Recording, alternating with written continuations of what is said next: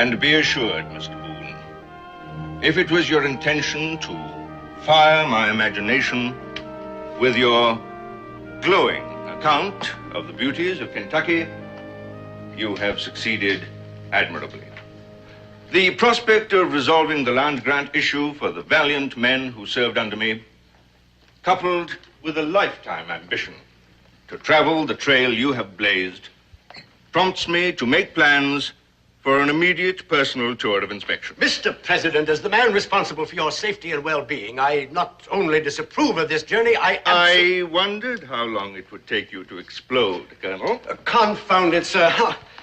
How many times must you be reminded that the chief executive of these not two United States has inherited a large collection of enemies? 3 attempts were made to assassinate you before the inauguration. 2 have been tried since. This journey you propose is too great a risk. Kentucky is a wilderness. Was a wilderness, Colonel, until Boone opened the way for its colonization. As you are aware, he served under me before.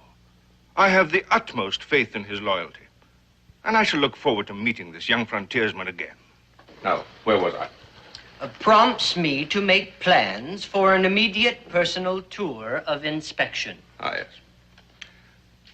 My aide, Colonel James Lamport, will be arriving at the fort 2 weeks from this date. I trust it will be convenient to meet with him and make arrangements for my journey over Boone's Trace, which I hopefully wish to make under your personal direction. With kindest regards, looking forward to our next meeting, I remain respectfully. Would you read that back to me, please, Mr. Portman?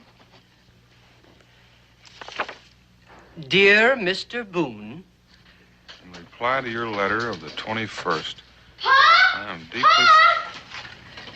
Is it true, Pa? Is it true, Pa? Is it real honest true? Is what true? About President Washington. Ma says he's coming here to Kentucky. Well, that's what it says in the letter. You don't seem very excited about it. Well, ordinarily, I'd be real excited. But under the circumstances, I can't honestly say that I am. I don't understand, Pa. Well, neither do I. This letter from Mr. Washington is an answer to one I never wrote in the first place.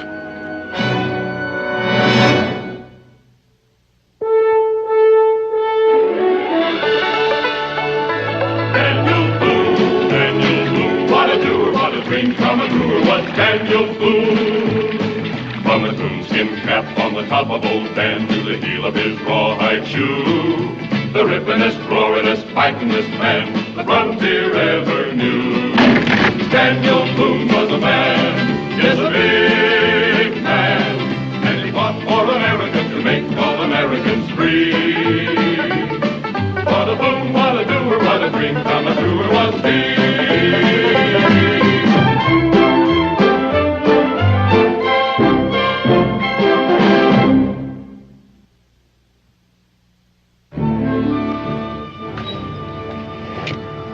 See how it's possible to receive an answer to a letter that you've never written from the President of the United States. It's the first thing I'm going to ask Colonel Lamport when I see him. Supposing he doesn't have an answer, I'll just keep on going till I get to Mr. Washington himself. I don't like this, Daniel. I don't like it either. That's why I came looking for you. How many people know about this letter? Everybody in Boonesboro, except they don't know what's in it. Only Becky and the children know. What does Becky make of it? About as much as you and I do. Either somebody made a mistake, or somebody didn't. Well, either way, the president's dependent on me. But you're not even sure that he's the one who wrote the letter. That signature could be a forgery. Well, the courier's credentials were in order. It was closed with the official seal. Well, those could be forged, too. This whole thing could be a trap, a ruse to lure you on some fool's errand. I've thought about that, too.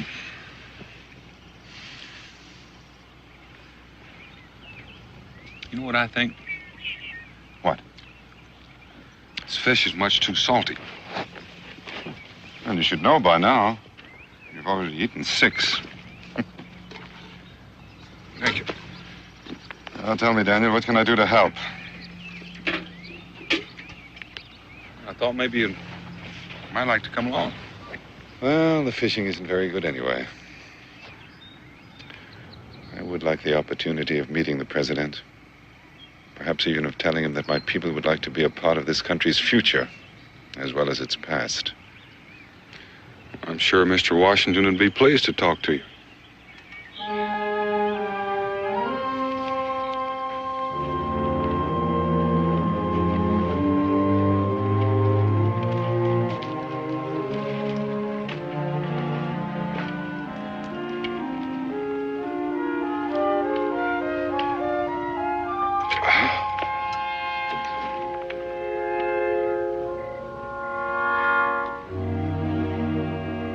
Your turn, Daniel. I'll get the water.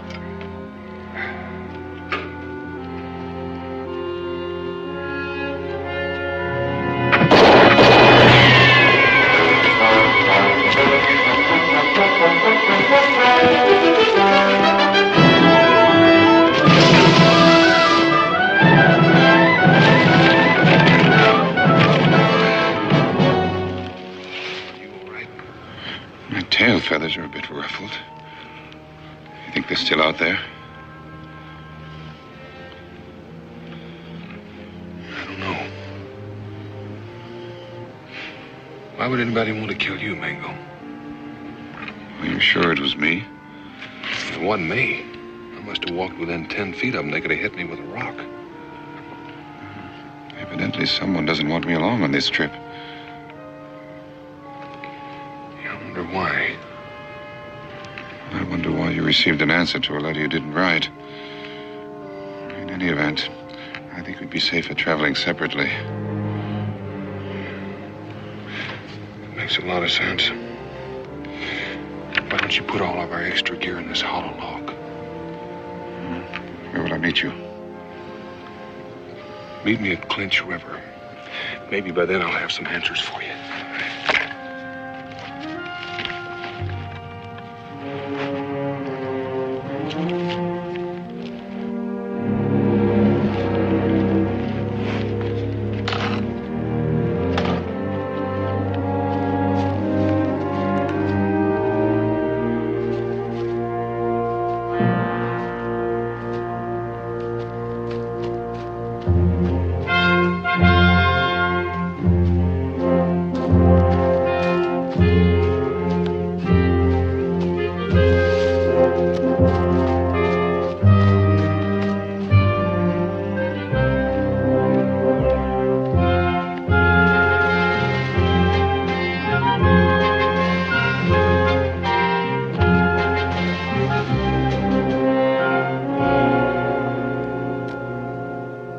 I can't understand it, Colonel.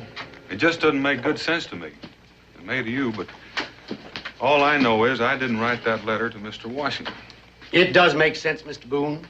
I should have known about it all along, except that up to now, I've had no reason to doubt the authenticity of your letter. I don't follow you. I warned the president not even to consider leaving New York. But as usual, he paid no attention. He can be a very stubborn man. I reckon it's lucky for the rest of us he is. Otherwise, we could have lost the war. Well, I'll tell him you said that, Mr. Boone. I'm sure it'll please him. But it isn't really an answer to our problem. I'm not sure I know what our problem is. Sir, isn't it quite obvious? There isn't a doubt in my mind that we're face to face with one more plot to assassinate Mr. Washington. You mean it's been tried before? Yes, several times. Oh, naturally, it's been kept quiet, but there is a certain group of men who seem almost dedicated to taking Mr. Washington's life. I can't imagine anybody wanting to kill George Washington. Loyalty, Mr. Boone, is a strange thing. There are people who think we still owe allegiance to the British. Do you know who any of these men are? Unfortunately, no. But the heads of this group are very clever men. That's why the president's letter was sent in your name. They are well aware of his interest in land grants for veterans and his fascination for the wilderness. They figured quite correctly that a letter from Daniel Boone would be delivered to the president in person. That's the part that doesn't seem real smart to me. They had to figure that the president would get suspicious when he found out I didn't write the letter. Well, they probably aren't aware of the president's personal affection for you. They failed to anticipate he'd answer the letter in person, and that is our good fortune. Yeah, I reckon it is. Now that you know what's going on, you can get on back to New York and make sure Mr. Washington stays put. On the contrary, Mr. Boone, the trip will take place as planned. Well, isn't that kind of like setting the president up as a target of a turkey shoot? You mean you don't see it? These people have no way of knowing that you got an answer to a letter you never wrote. They'll carry on just as planned. And that's our opportunity to destroy them once and forever. Seems like a pretty good chance to get the president shot, too. You don't think I'll take that risk? Mr. Washington won't be in the president's carriage. He'll be safely guarded at Mount Vernon, but only you and I will know that. Orderly! Have my horse saddled and brought around to the gate as soon as possible. Yes, sir. You will forgive my haste, Mr. Boone, but there are details to be taken care of, and I'll need your help. Speaking of help, Colonel, I've got a friend who knows the country as only an Indian can. His name is Mingo, mother Cherokee Indian, father British, educated at Oxford. You seem to know a lot about me and my friends, Colonel. Most important part of my job. Well, maybe you can tell me why somebody tried to kill Mingo on the way here. He was traveling with you? Up to a point. Then I assume he knows of Mr. Washington's projected journey to Kentucky. They read the letter. That's most unfortunate, but I suppose it can't be helped. You have objections? Listen to me, Mr. Boone. One of the would-be assassins we took in a while back was a half-breed. Maybe that explains the attempt on Mingo's life. I don't like the word half-breed, Colonel. Neither do I, Mr. Boone. A man's origin has nothing to do with whether he's good or bad. We agree on that. But you can understand my hesitancy. No, I have no real objection, Mr. Boone. Only that I don't see his value on this preliminary trip. When the president does make the journey, his advice will be more than welcome. Mingo will be real pleased to hear that. What's this about a preliminary excursion? If you'll walk along with me, Mr. Boone, my horse should be ready by now.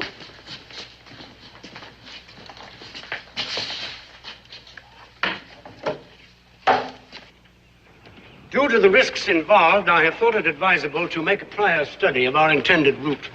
In order to accomplish that, I've added several new men to my staff. For security reasons, only one of them will make himself known to you. That man is already on his way to Clinch River to work with you on preparations for the president's safety. Until my arrival, he will be in charge, unless you object to that arrangement. Well, there's no objections, Colonel. It sort of works a little outside of my line anyway. Good. He'll need your help in choosing campsites and plotting danger points along the way. Places where the carriage might be forced to stop and face an ambush. Well, how will I find this man? He'll find you. Here's a copy of his orders. He'll give you the original to identify himself along with his other credentials. Well, what if he asks me for my credentials? I hardly think you'll need them, Mr. Boone. There's only one of you in all Kentucky, and if I may say so, you are rather unmistakable. Well, there's just one more question, Colonel.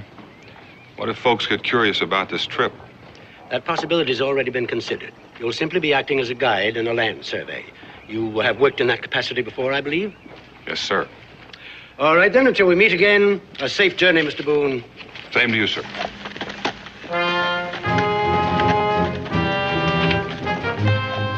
Captain Edgar Newton.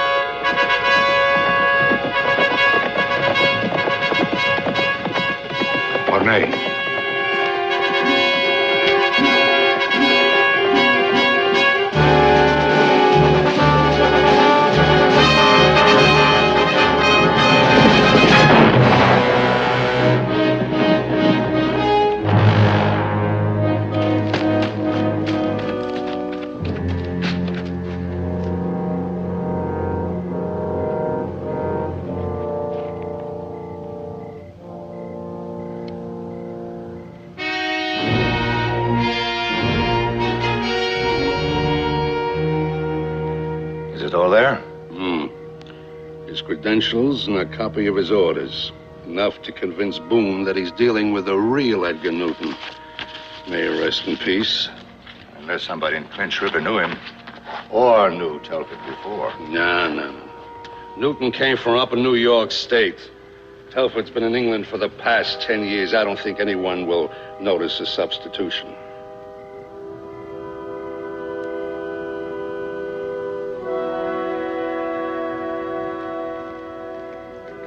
Sit down, Warner. You've walked at least 10 miles since dark. Captain Newton should have been here long before this. So doesn't that bother you? Not especially. His horse could have gone lame, or he could have been delayed in some other way. Or we could have chosen the wrong spot for the rendezvous. Yes, since it was the same in both orders, I don't think there's much chance of that now. Have another drink. You'll be alone. You seem to forget we have a schedule to keep, and there's been small allowance made for error. There might have been a change in plans. In that case, allow me to congratulate you on your alertness, gentlemen. I could have killed you both easily. Give me a drink, John. At least I'm glad to see you both here on time. On time? We've been waiting here since noon. My horse apologizes. We've been traveling since morning. And we're not staying the night? No, Boone's due in Clinch River sometime tomorrow. I'm expected to meet him there. I'll saddle up then. No. The colonel thinks it's better we travel separately and meet as strangers.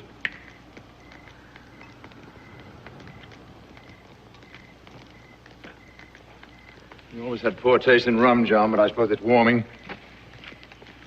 To your health, gentlemen. And to the death of Washington.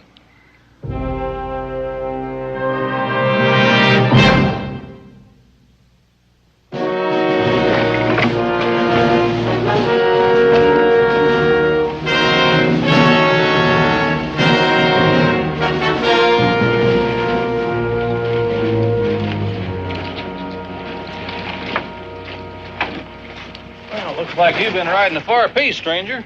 Riding hard. Far and too fast. Oh, you take care of my horse for me. Yes, sir. How long you plan on staying? Overnight at least. You look like you could use a rest. Is there an inn in town where I could get some decent food and lodging? Well, the Village Inn is just up the street. Ain't really decent, but it's the only place in town. Thank you. By the way, would you happen to know a man named Daniel Boone? Daniel? You are a stranger around here, mister. Reckon ain't anybody in the whole territory don't know him. Well, do you know if he's here in town? Well, I ain't seen him. He ain't a man you could overlook real easy. Thank you. I beg your pardon?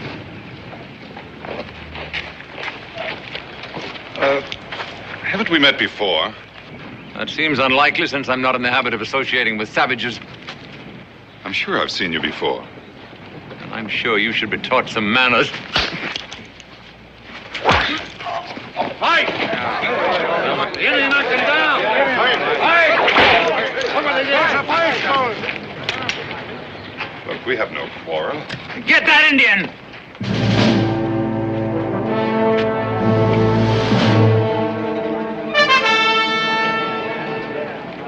I'll teach you to insult a white man.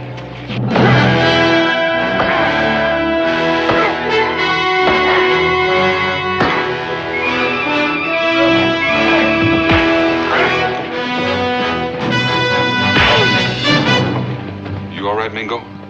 No thanks to him. Would you like a free swing at him? That seems to be his style of fighting. Excuse me, sir. I think there's been a slight misunderstanding. You're sure of it. Now, you better get out of here, mister. He may not want to swing at you, but I'm real tempted. I believe I heard him call you Daniel. Your last name happened to be Boone? Could be. Afraid I owe you and your friend an apology, sir. This whole affair was entirely my fault. It's unfortunate we had to meet this way, but perhaps the whole incident can be forgotten. For our mutual advantage.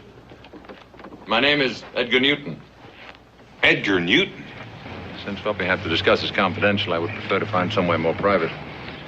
If you'll meet me tonight in the tap room, I'll be happy to show you a copy of my credentials and my orders. Perhaps that will suffice to convince you.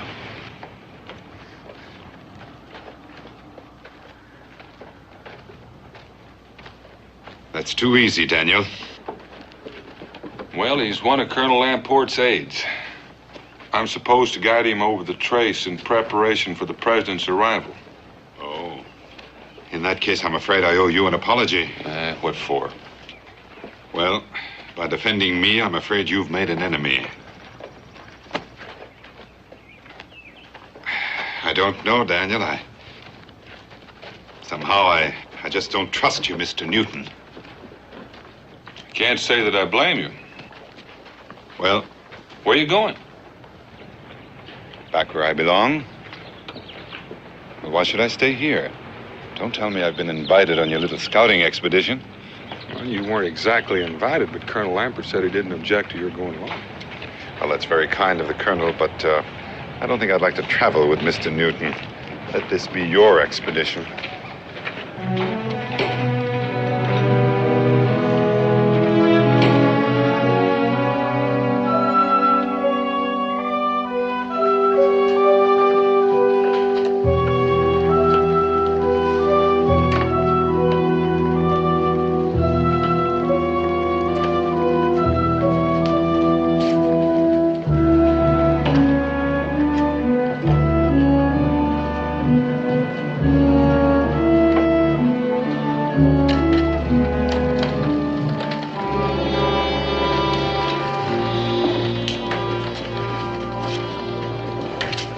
Papers seem to be in order. At least that's one thing between us that's settled. Now, about this afternoon's unfortunate affair. I trust this won't affect your enthusiasm for this mission, Mr. Boone. I was asked to work with you. I don't have to like you. At least you're honest, I admire that. As long as you and I know where we stand, we can get along. But as for your savage friend... Mingo. Unfortunately, I don't like Indians. Very sound and personal reasons. I've apologized for what took place, but your friend appears to be a little arrogant. Before you go any further, Mr. Newton, I think you should know that Colonel Lamport has given his permission for Mingo to come along. Surely you can't be serious. I can't believe he'd trust the safety of the President of the United States to... You can believe it, Mr. Newton. I didn't even know the Colonel had been consulted on this matter, or that your Indian knew what our plans were. Well, in the circumstances, I suppose I'm compelled to respect the judgment of my superiors. I can't say I look forward with pleasure to traveling with your Mingo. Mr. Newton, he felt the same way about you. He's already gone. Gone? Gone where? Back to his tribe, maybe. Gone hunting, he didn't say. I'm not sure I like that. You're a hard man to please. First, you're unhappy because he's with us, and now you're unhappy because he's gone. This was supposed to be a secret mission, Mr. Boone. It appears it's no longer secret. You don't have to worry about Mingo. I'm going to turn in. I've arranged for horses and supplies. If it's agreeable to you, we'll leave at sunup. It's agreeable.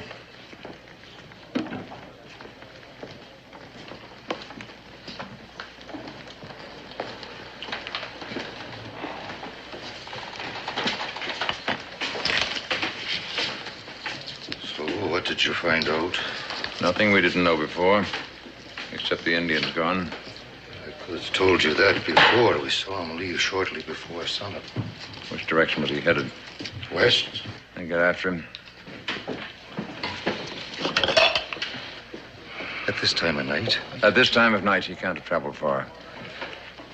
I don't see what harm he can do. He knew me in London. Not very well, fortunately, but given enough time, he might remember me.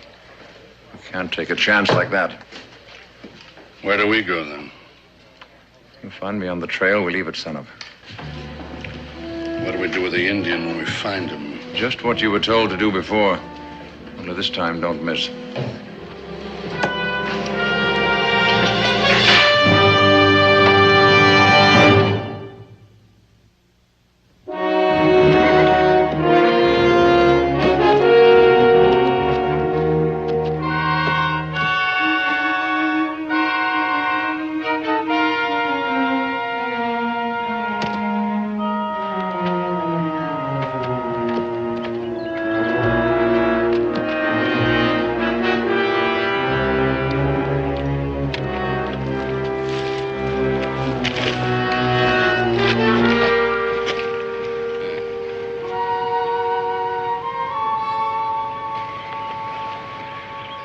Sort of careless of him, isn't it?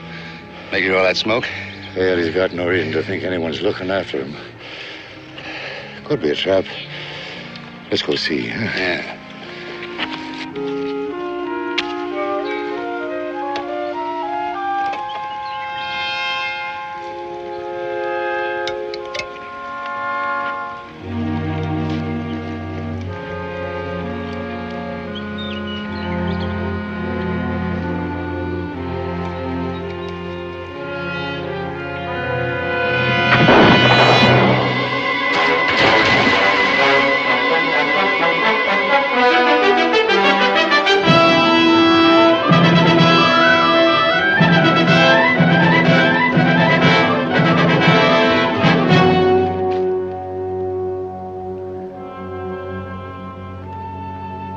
Are you sure you hit him? Saw him fall, didn't you? Yeah. But I don't see any sign of him now. Yeah, he's drifting with the current. Now stop worrying. I've never missed an easy target like that.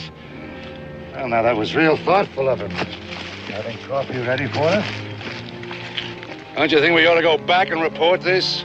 Newton said he and Boone were due to leave at sunup. Should put him here sometime around noon. All we got to do is wait.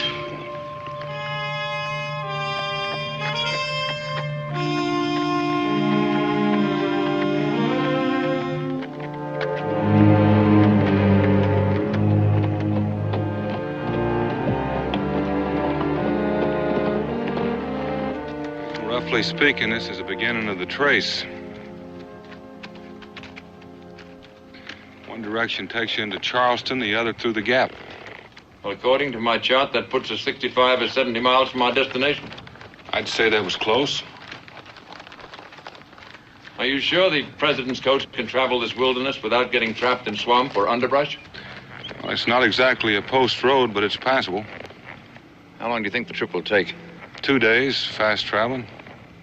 In the circumstances, I think fast traveling might be advisable. Uh-huh. Our only problem is to find the places where he might be vulnerable to attack and to pick a campsite for an overnight stop. I'd be glad to mark those on a map. Save you trouble in taking the trip. There's no offense intended, Mr. Boone, but I prefer to see them for myself. I am responsible for their safety.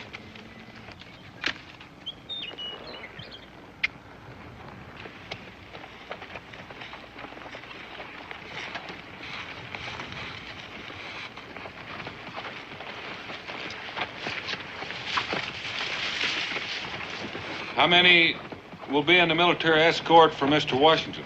4 cavalry troopers and a driver. 4 troopers? It's Colonel Lampert's idea. He felt that a larger troop might attract attention. Well, if it was me, I'd swap a little attention for a few more men. You're forgetting Colonel Lampert and myself. Also the men who are working under me. How many's that? I'd prefer to keep that a secret, Mr. Boone, even from you. Shall we proceed?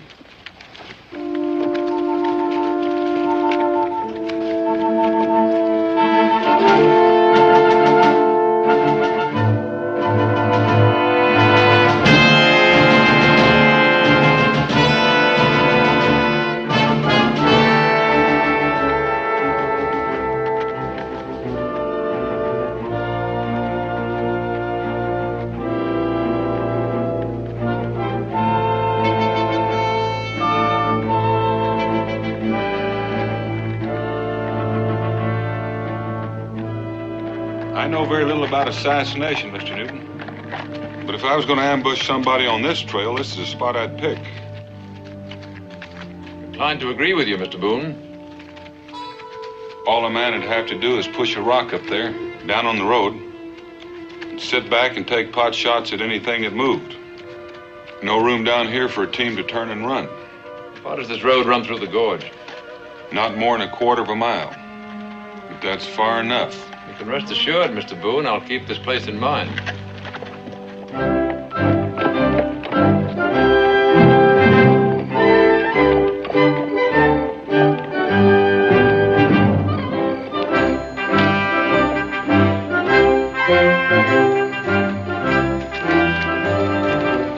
Sergeant, post your men.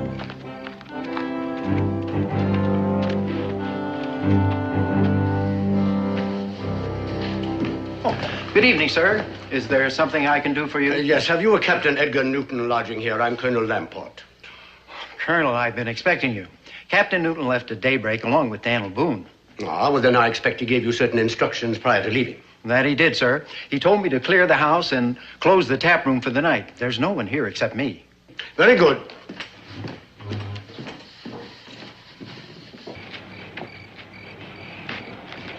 Mr. President, your lodgings are ready.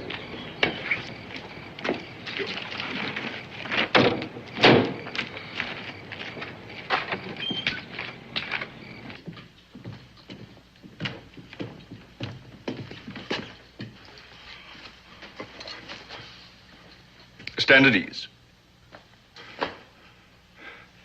General Washington. Oh, Mr. President, I never thought I'd have the honor. Colonel Lamport tells me you served under me throughout the war. It's always a pleasure to greet an old comrade at arms. I presume you have my lodgings ready? Oh, yes, sir. I'll dine in my rooms. It would be my pleasure if you join me, Colonel. I'm afraid I must ask to be excused, sir. I'd planned to ride ahead and join Captain Newton. I'm anxious to see that he's taken all necessary precautions. I'm flattered by your solicitude for my safety, Colonel. You really deserve a rest. But then you never were one to take your duties lightly. Thank you, sir. Then I'll join you tomorrow somewhere along the trace. Very well. Convey my best regards to Mr. Boone. Say I look forward to our meeting. Yes, sir. Good night.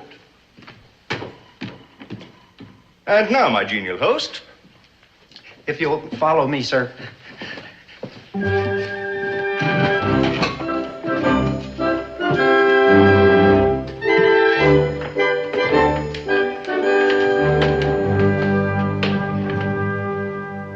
So this is the spot you've chosen for our overnight stop. It's about halfway to where we're going. It's as safe a place as I know offhand. With the bluff back behind us that protects us from above, there's only one way to get in. I can see all that, Mr. Boone. I'm not objecting to your choice.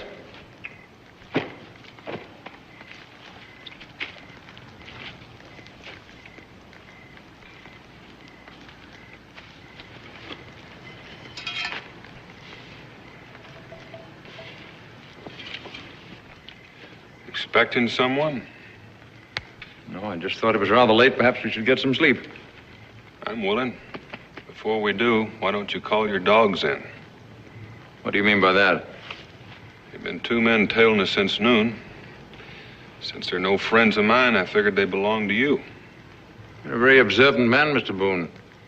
Reports of your woodsmanship were not exaggerated. John, Mornay, come on down.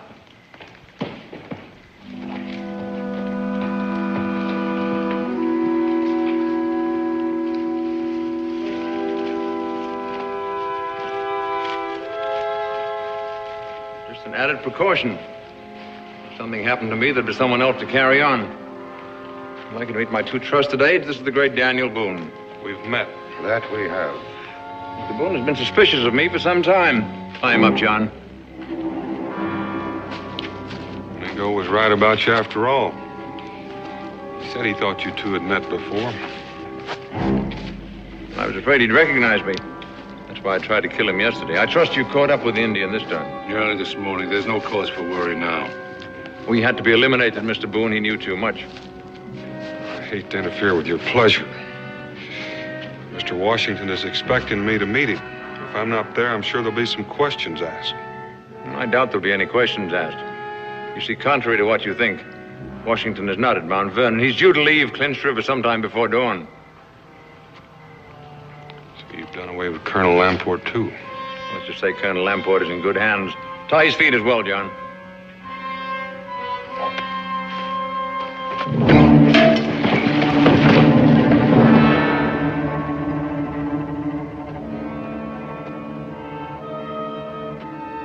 I don't think he'll cause us any further trouble. Tie him up, John, and I suggest this time you gag him. I don't think anyone will be traveling this road tonight, but we can't afford to take chances. You're not leaving. For the present, yes. It's important that the stage is set properly. Tomorrow he'll be found at the scene of the assassination, having died bravely in the defense of Washington. I'll bring up the horses, Mornay. I'm sure you prefer to die a hero, Mr. Boone. It'll be my pleasure to give you that opportunity.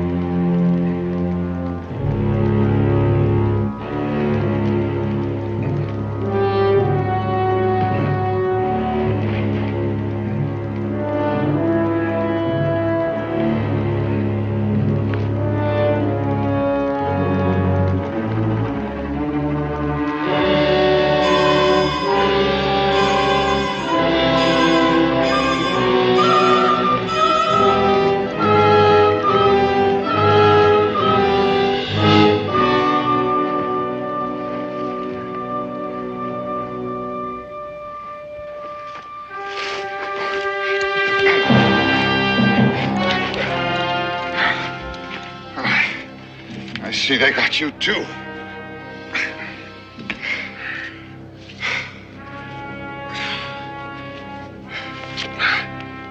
You were dead. This is about as close as I care to come.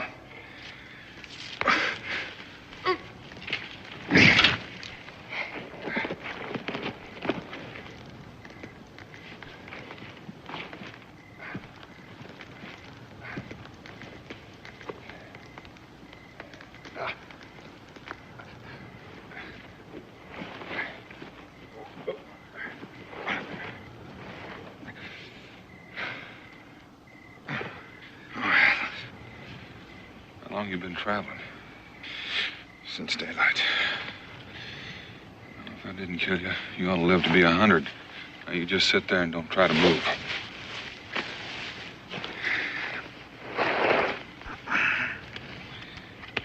What does all this mean, Daniel? It means we've been tricked.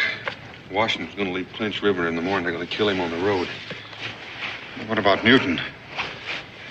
Just begged for me, and I was fool enough to take it.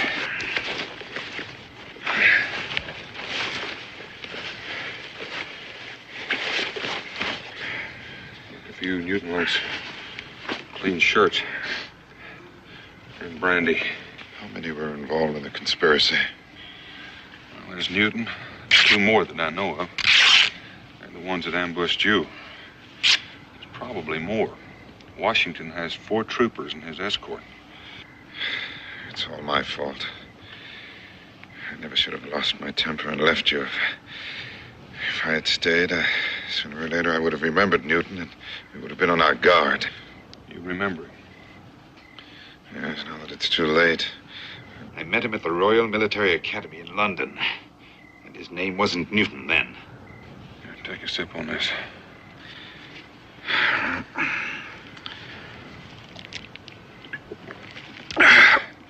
This may burn a little. Stings a little bit, don't it? Oh, it's not the pain, Daniel. It just seems a waste of good brandy.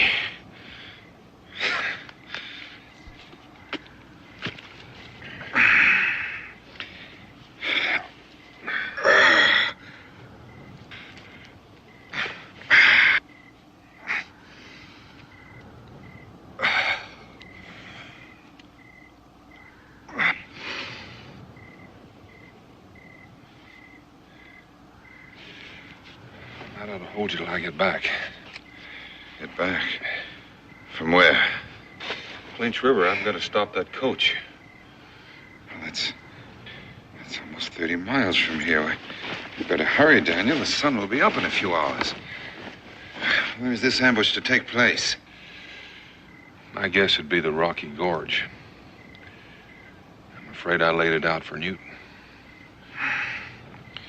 There's not much time. Don't waste any more time here with me. I'll be fine.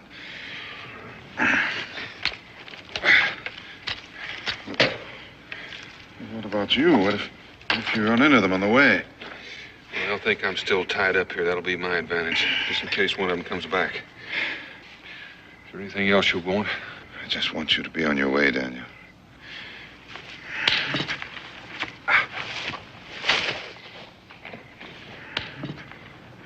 Godspeed.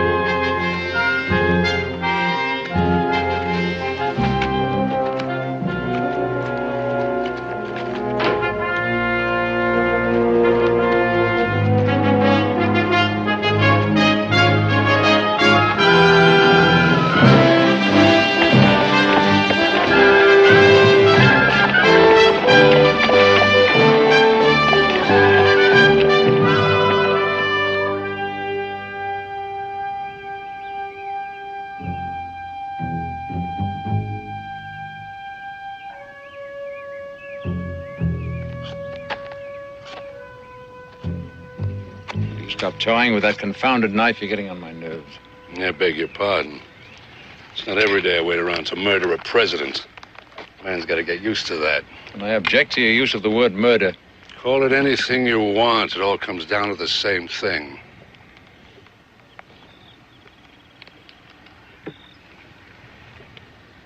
You're not thinking of getting out, are you, Morny?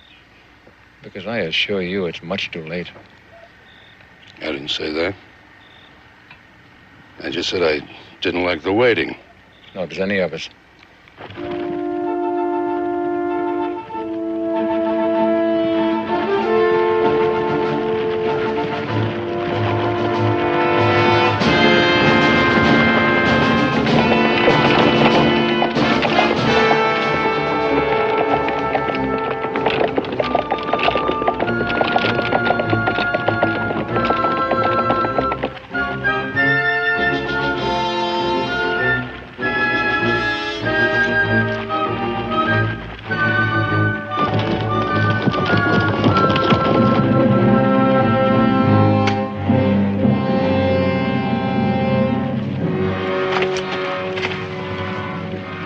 They're coming.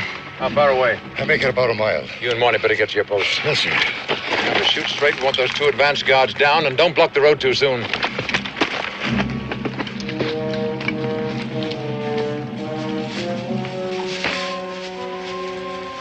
The end of a long period of planning. And the realization of a dream. Good luck to both of us.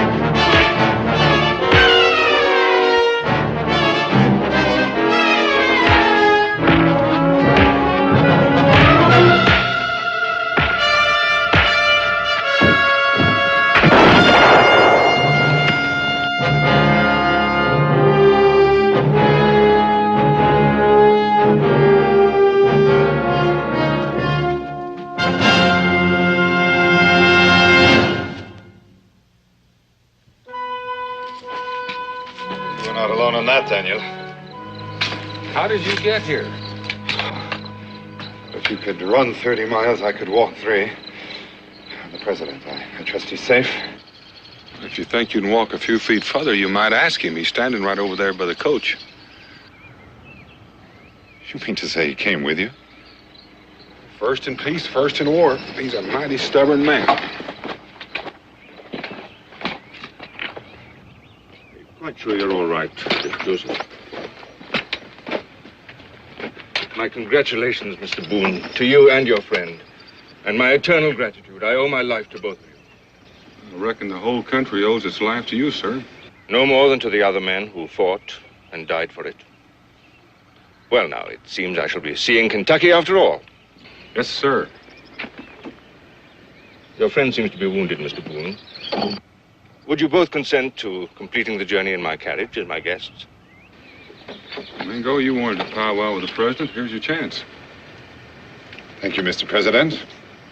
I think I'd better stay and do what has to be done. I'll join you later on, sir. Very well.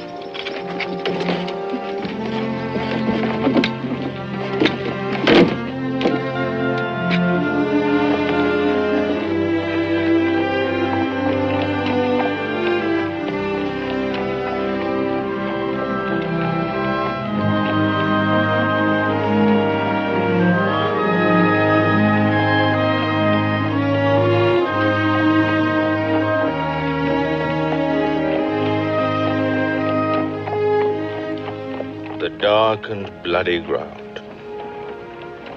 What a harsh phrase for such a peaceful countryside.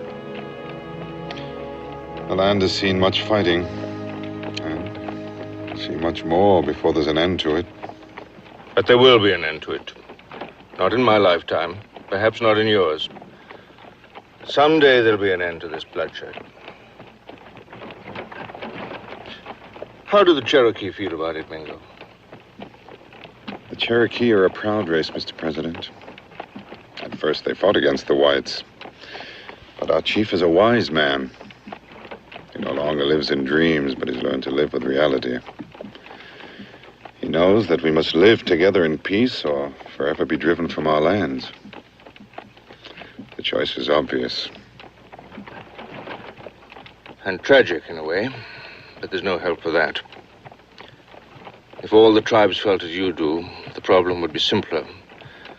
Many lives that will be forfeit could be saved. It has ever been thus.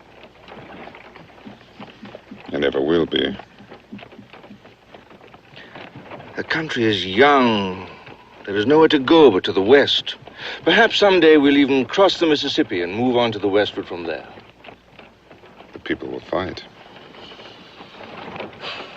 As long as man is greedy and the land offers wealth, there will be fighting. But enough of this. I came here to see if this country is suitable for land grants and to enjoy myself during my brief stay. There'll be grief enough when I return without borrowing from the future.